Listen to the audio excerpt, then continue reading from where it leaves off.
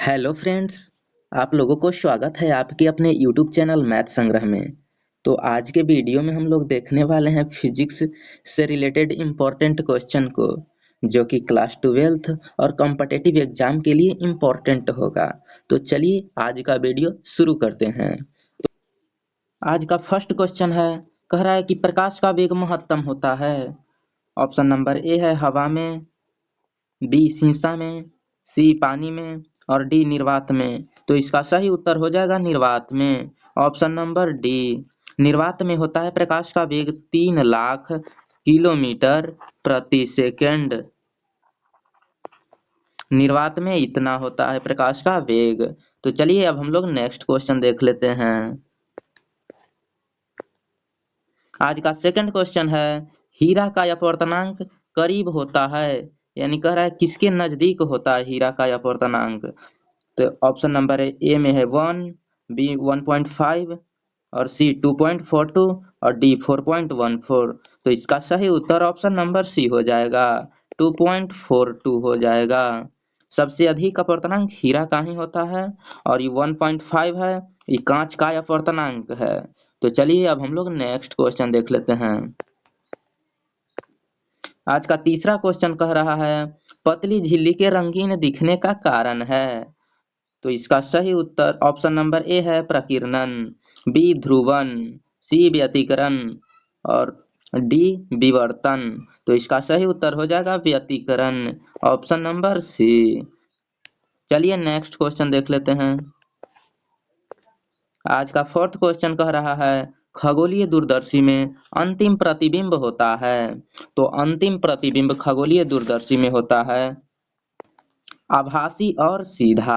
तो option number सी हो जाएगा।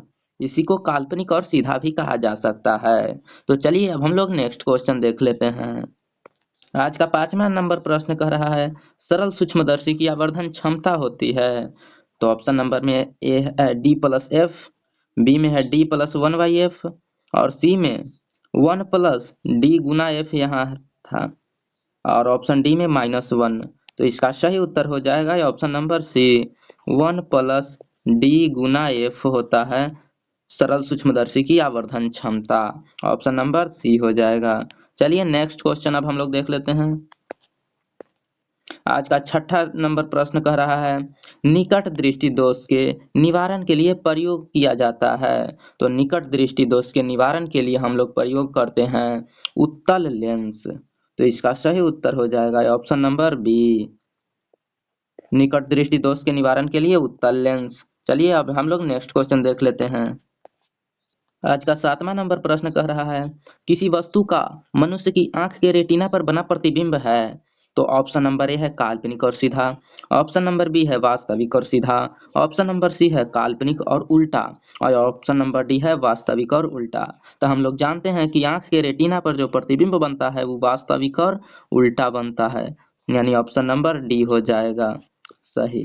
चलिए नेक्स्ट क्वेश्चन अब हम लोग देख लेते हैं। आज का 8वां नंबर प्रश्न कह रहा है, प्रकाश के रंग का कारण है। तो प्रकाश के रंग का कारण क्या है। ऑप्शन नंबर ए में है आवृत्ति, ऑप्शन नंबर बी में वेग, ऑप्शन नंबर सी में कला और ऑप्शन नंबर डी में आयाम। तो इसका सही उत्तर हो जाएगा ऑप्शन नंबर ए, आवृत्ति। चलिए नेक्स्ट क्वेश्चन अब हम लोग देख लेते हैं। आज का 9वां प्रश्न है, समानांतर सतह वाली कांच की पट्टी की शक्ति होती है।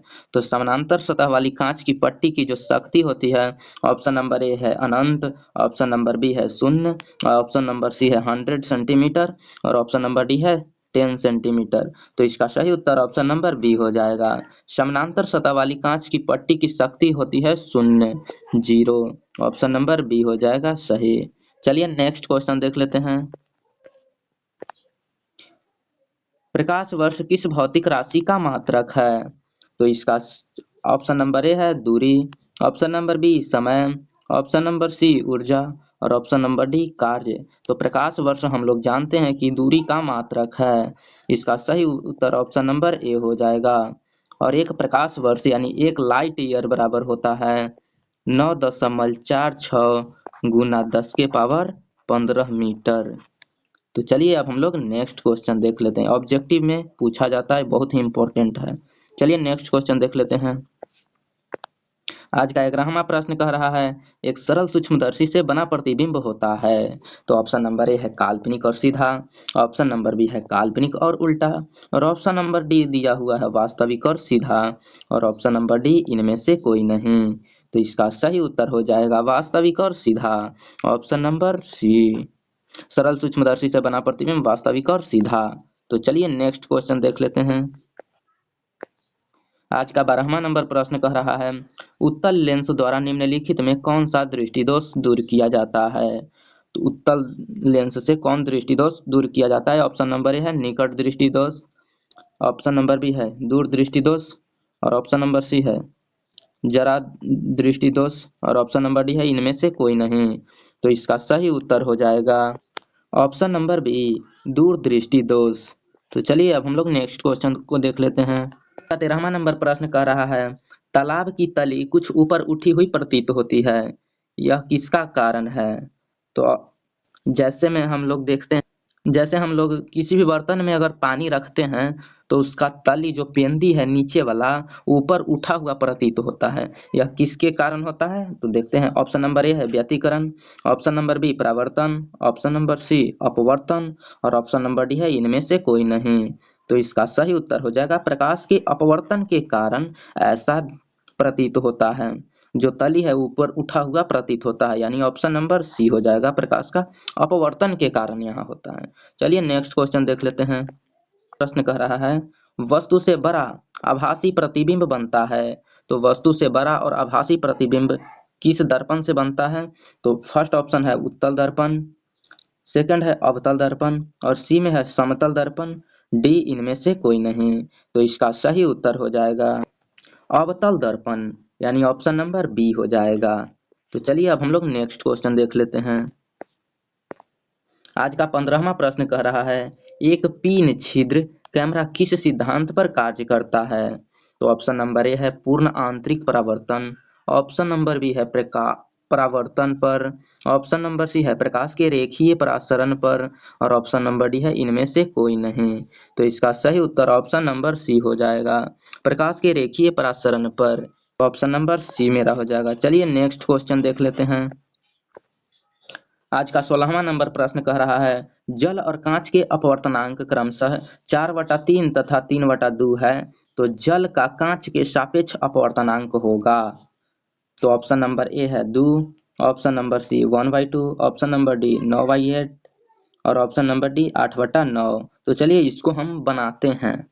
यहाँ पर हमें दिया हुआ है जल और कांच के अपवर्तनांक, तो अपवर्तनांक को म्यू से लिखते हैं, और जल है तो म्यू वाटर से कांच में जा रहा है तो म्यू ग्लास हो जाएगा, यानी म्यू जी। तो इसको लिखेंगे म्यू जी बटा म्यू डब्लू, म्यू जी बटा म्यू डब्लू, और म्यू जी के मान दे यानी ग्लास में है जो 3/2 है, तो यहाँ 3/2, और पूरा के बट्टा कांच में वाटर में जा रहा है 4/3, तो यहाँ 4/3 हो जाएगा। अब हम लोग इसी को भाग में है तो गुना में बदल देंगे, तो 3/2 गुना 3 नीचे है तो चल जाएगा ऊपर 3/4, गुना कर देंगे तो 9/8 हो जाएगा, जो कि ऑप्शन नंबर सी है। तो इसका सही उत्तर ऑप्शन नंबर सी हो जाएगा। चलिए नेक्स्ट क्वेश्चन अब हम लोग देख लेते हैं। आज का 17वां प्रश्न वही है। आज का 18 नंबर प्रश्न कह रहा है दो उत्तल लेंस परस्पर संपर्क में रखे हैं, तो समतुल्य लेंस क्या होगा।